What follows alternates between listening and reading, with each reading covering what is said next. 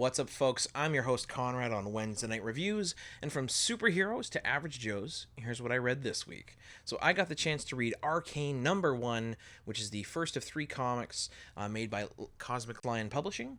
And Arcane is a really cool comic that is done in the sepia tone. So it looks like an old photograph where it's kind of gray and sort of beaten by light. And this comic follows the young character of Hogan, who is a young man whose whole life he's had the idea of the American dream pretty well beaten into him, right? Just pull yourself up by your bootstraps, work hard, support your family, be a good guy, all that classic stuff which sort of just feels right.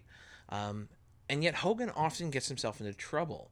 And when we meet Hogan, he's sitting outside of his principal's office, and one of his family members is inside basically ripping the principal a new one, saying, our family donated so much money to the school, you must be able to make an exception, allow Hogan to continue his studies.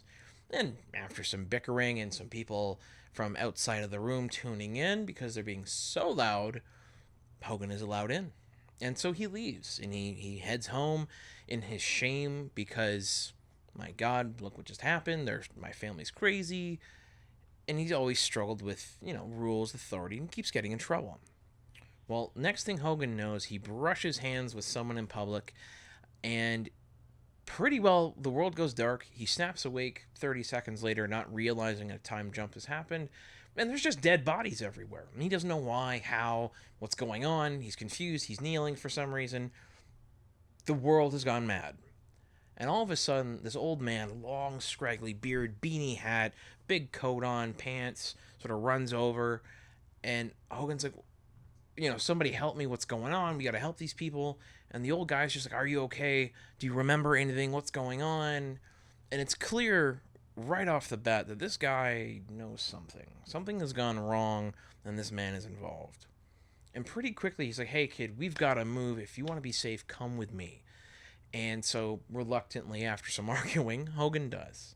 And that is sort of when Hogan's world goes sideways, and the idea of normal gets tossed out the window as Hogan's world gets enveloped in the mysticism, fantasy, and the horrors of the night.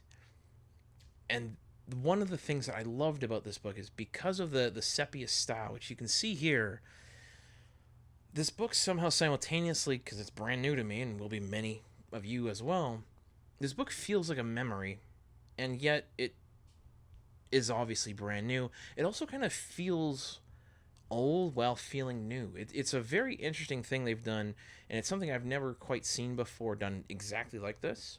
The art in the book also is really consistent. So one of the things that it boggles my mind is when art in a comic is inconsistent from either panel to panel, page to page, or front to back, whatever.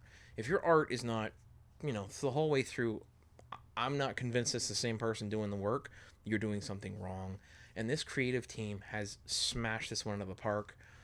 The book not only feels good, the art looks great. Again, you can see more of it here. I love the expressions and the body language, as this is taking Hogan, a normal character who, he gets in trouble, but he's the normal kid, and literally just ripping his world apart. And you can really feel that with Hogan as he goes on his adventure. Absolutely, folks. Check out the links down below so you can get your copy of Arcane #1. It's a great book. I can't wait for 2 and 3.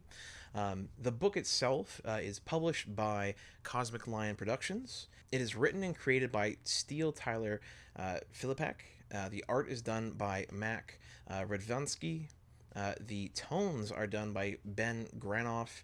And then the cover art and interior colors are done by Chris Anderson and Christian Meesey.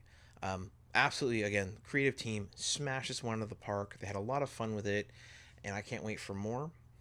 Also, folks, absolutely, go to your local comic shops. Ask them for this book if they can bring it in somehow, and also anything else you want to read. If you're in the Niagara area, do please check out Sketchbook Comics. They are my go-to for comics, especially my regular monthly comics like Batman, as you see behind me.